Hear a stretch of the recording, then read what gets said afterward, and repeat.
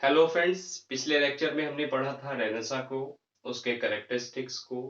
आज हम उसी सीरीज को, उसी हिस्ट्री को आगे बढ़ाते हैं और आज हम पढ़ेंगे यूनिवर्सिटी विट्स।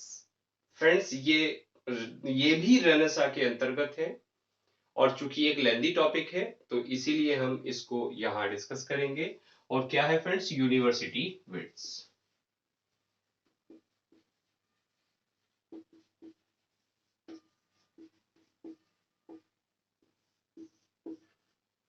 देखिए, यूनिवर्सिटी विट्स, यूनिवर्सिटी आप जानते हैं, यूनिवर्सिटी होता है विश्वविद्यालय, और जो विट्स होते हैं, विट का मतलब होता है स्कॉलर, यानी बुद्धिमान व्यक्ति, कोई स्कॉलर। एक्चुअल में क्या है फ्रेंड्स, ये एक 7 स्कॉलर का एक ग्रुप था, और वो स्कॉलर्स जो 16 सेंचुरी में थे। यानी ये अगर सिंपली आपसे कहे कि who are the University Wits या what are the University Wits, तो you can say University Wits is a group of 7 scholars who survived in 16th century. Clear friends? Group of 7 scholars in 16th century. Clear? देखिए, इन्होंने क्या काम किया, इन्होंने जो एक क्लासिकल लिटरेचर थी उसको एक नया डायमेंशन दिया। मीन्स अभी तक जो क्लासिकल लिटरेचर में पढ़ रहे थे उसको एक नया आयाम इन्होंने दिया, और इसीलिए ये फेमस हो गए। Clear friends?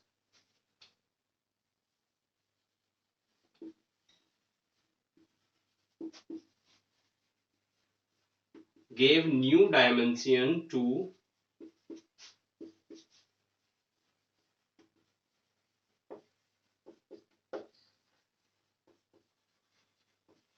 Classical literature.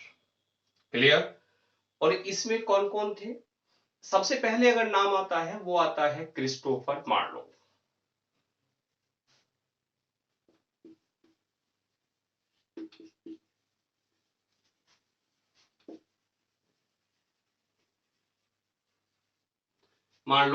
Marlowe actual में जो विलियम शेक्सपियर के समकालीन थे। विलियम शेक्सपियर के बर्थ के 2 महीने बाद ही मार्लोव का बर्थ हुआ, यानी 1564। दोनों एक ही सन में पैदा हुए, लेकिन मार्लोव की डेथ बहुत जल्दी हो गई। At the age of 29 he was stabbed to death. 29 साल की एज में ही किसी ने छुरा घोंप के इनकी हत्या कर दी थी।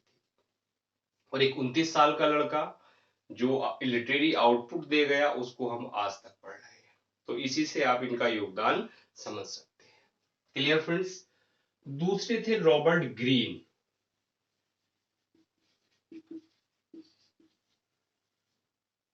Robert Greene. और तीसरा नाम यहां आता है टॉमस नेस।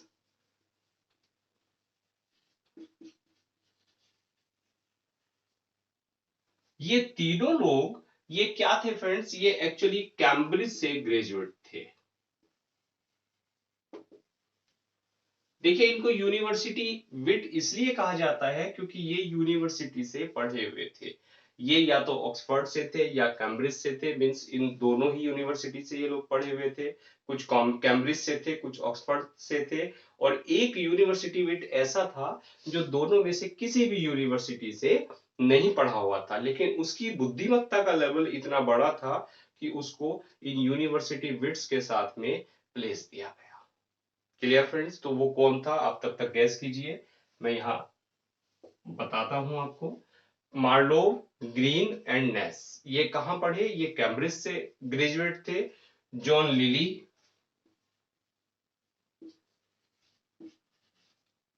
लिली का नाम सुना होगा। यूफियस एक बड़ी बुक थी इनकी, और उसी से यूफिज्म एक लिटरेरी टर्म कॉइन हुआ था। Thomas Lodge,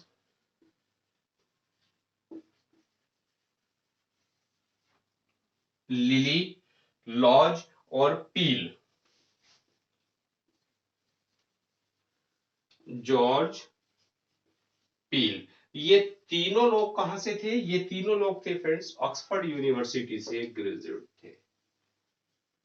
clear? तो यानी इस 7 जो यूनिवर्सिटी विट्स हैं इनमें 3 कहां से थे, कैम्ब्रिज से ग्रेजुएट थे, और बाकी जो 3 थे वो कहां से, वो ऑक्सफोर्ड से ग्रेजुएट थे। और एक जो 7वां व्यक्ति जो कहीं से ना कैम्ब्रिज से था ना ऑक्सफोर्ड से था, वो कौन था फ्रेंड्स, वो था थॉमस किड।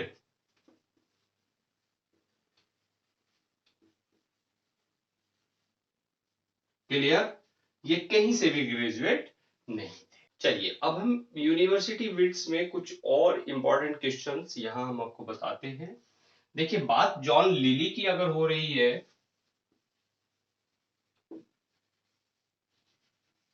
लिली, लिली क्यों फेमस थे, इन्होंने एक बुक लिखी थी यूफियस।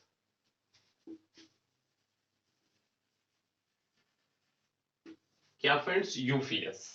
और यूफियस पे ही एक इन्होंने टर्म दिया, इस यूफियस के बाद ही एक लिटरेरी टर्म कोइन हुआ, और वो क्या था, यूफिज्म।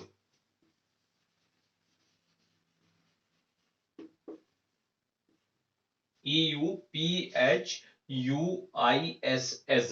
एम, यूफिज्म। अब इसी में आपको कंफ्यूजन कई बार यूफेमिज्म का हो जाता है।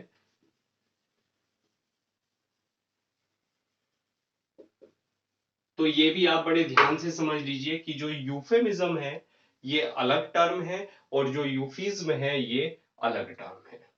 क्लियर, इन दोनों में पहली बात तो कंफ्यूजन आप बिल्कुल अलग कर लीजिए। यूफेमिज्म अलग है, इसको भी मैं आपको बताऊंगा।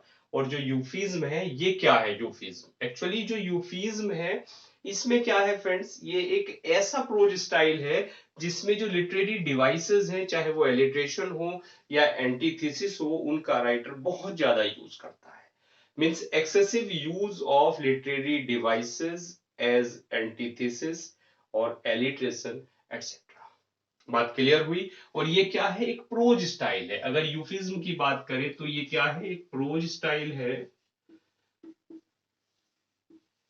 जिसमें ऑथर यूज करता है, यूज्ड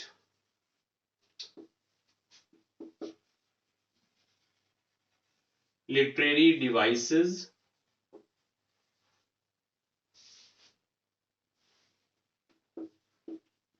इन एक्सेस। और वो लिटरेरी डिवाइसेस कौन कौन सी है फ्रेंड्स, एंटीथेसिस,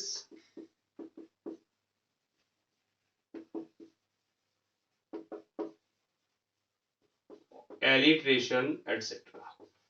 बात क्लियर हो गई कि अगर ऑथर बिना वजह के अपनी राइटिंग में इन लिटरेरी डिवाइसेस को अधिक यूज कर रहा है, तो वो लिटरेरी टर्म क्या है, वो यूफियस है।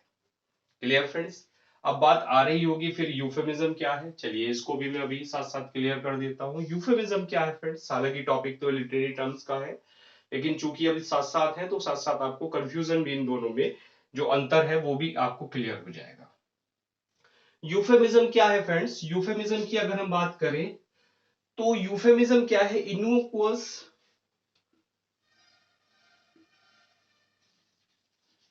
इनोकुअस, इनोकुअस होता है simple, honest, word used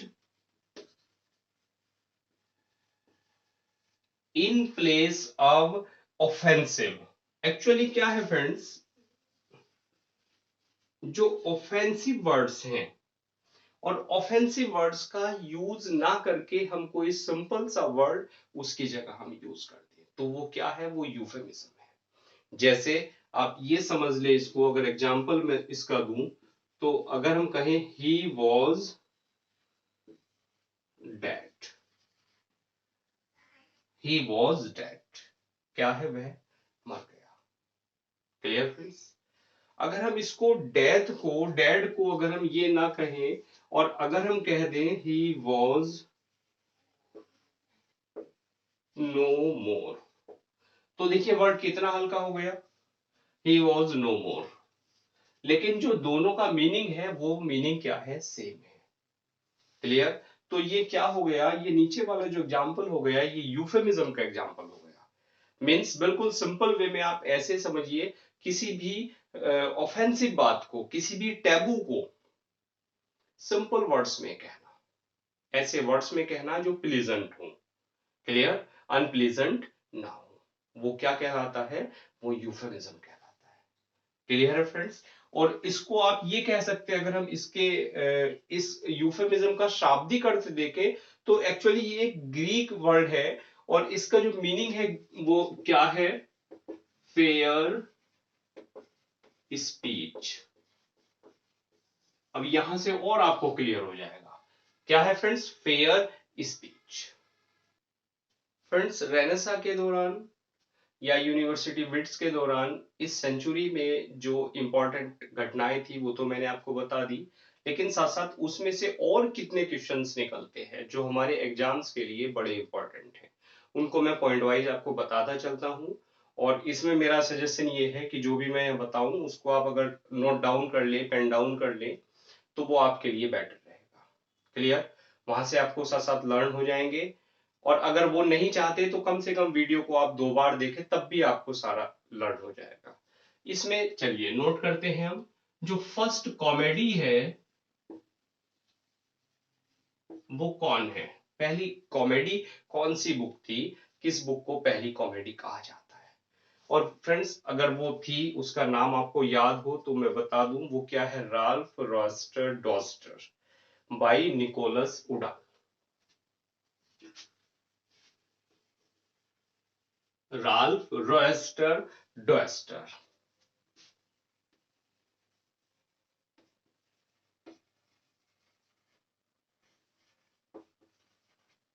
by Nicholas Udall. Clear? Actually friends हो सकता है कहीं प्रोनाउंसिएशन इधर उधर हो जाए, नेवर माइंड। आप अपना अटेंशन जो है प्रोनाउंसिएशन पे ना करके जो यहाँ फैक्ट मैं बता रहा हूँ, जो पॉइंट आपको बता रहा हूँ, उन पे रखिएगा। फर्स्ट अगर ट्रेजेडी की बात करें तो फर्स्ट जो ट्रेजेडी थी वो थी फ्रेंड्स गॉर्बोडक। गॉर्बोडक, गॉर्बोडक को फर्स्ट ट्रेजेडी माना जाता है। इसका सबटाइटल, एक बार एग्जाम में इसका सबटाइटल पूछा गया है। ये तो कई बार पूछा जाता है कि फर्स्ट ट्रेजेडी या फर्स्ट कॉमेडी कौन थी, लेकिन एक बार इसका सबटाइटल भी आया है, और वो क्या है फ्रेंड्स, फेरेक्स एंड पोरेक्स। क्लियर? ये इसका सबटाइटल है, फेरेक्स एंड पोरेक्स। और ये किसकी थी फ्रेंड्स, इसका जो राइटर था वो एक, दो राइटर थे इसके, दो से मतलब एक जॉइंट वेंचर था, और वो किसका था, Thomas Sackville and Thomas Norton.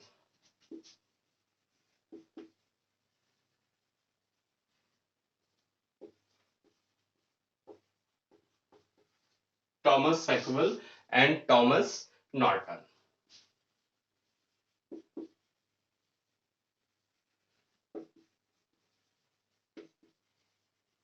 Clear? तो फर्स्ट ट्रेजेडी क्लियर हुई, फर्स्ट आपको कॉमेडी क्लियर हुई। इसके बाद हम बात करते हैं friends, first play written in blank verse.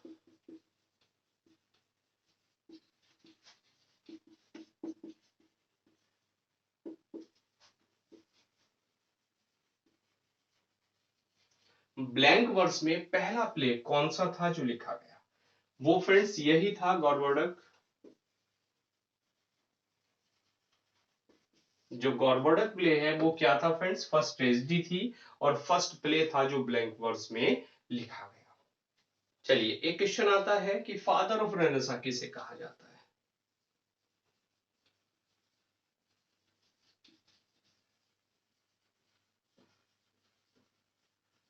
बताइए फादर ऑफ रेनेसा किसे कहा जाता है।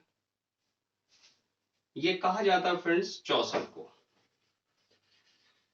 और अगर फादर की बात हो रही है तो बताइए चाइल्ड ऑफ रेनेसा किसे कहा जाता है। ये कहा जाता है फ्रेंड्स स्पेंसर को, एडमंड स्पेंसर को। और ये क्वेश्चन बड़ा कंफ्यूजेबल है, कई बार हम कंफ्यूजन में कुछ और याद करते रहते हैं, लेकिन ये फादर और चाइल्ड ये दोनों कंफर्म है, और फ्रेंड्स ये मैंने हडसन से कंफर्म किए थे जब मैं अपनी तैयारी कर रहा। फादर ऑफ इंग्लिश ट्रेजेडी किसको कहा जाता है, father of English tragedy friends Marlowe को कहा जाता है।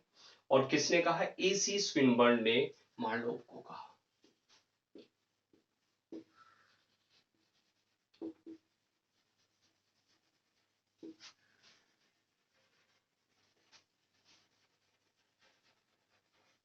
क्या कहा? Father of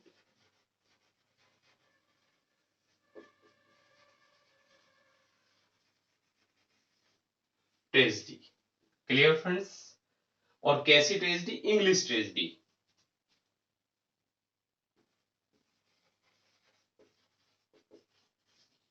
father of English tragedy. Clear? चलिए, जो मार्लोव थे, मार्लोव के बारे में मैं बता दूं, मार्लोव ने एक बुक लिखी थी, बड़ी फेमस बुक थी मार्लोव की, और वो थी द ज्यू ऑफ माल्टा। और तो जो बुक थी द ज्यू ऑफ माल्टा, इसी से विलियम शेक्सपियर ने एक बुक लिखी, और वो शेक्सपियर की कौन सी बुक थी friends? The merchant of Venice.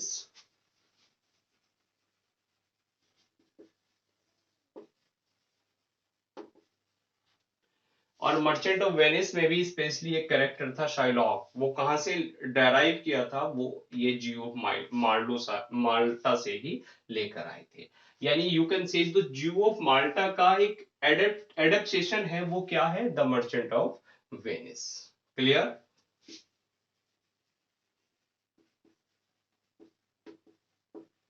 यानी सिंपली आप ये कह लें कि मर्चेंट ऑफ वेनिस का जो सोर्स क्या है, वो क्या है? जियो ऑफ माल्टा।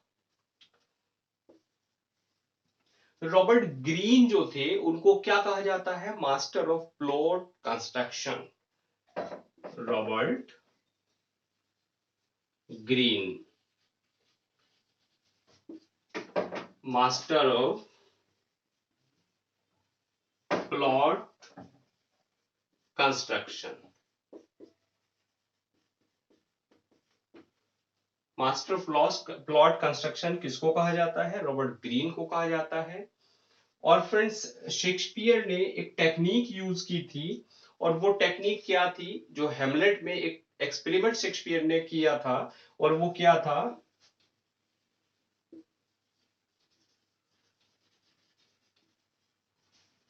प्ले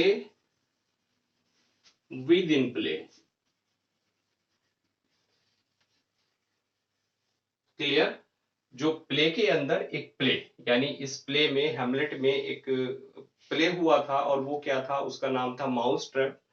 तो जो माउस ट्रैप, यानी ये जो प्ले विद इन प्ले जो टेक्निक शेक्सपियर लेकर आए थे, ये कहां से लाए थे? इसको फ्रेंड्स, एक्चुअली इनसे पहले जो टॉमस किड थे, वो यूज कर चुके थे द स्पेनिश ट्रेजेडी में।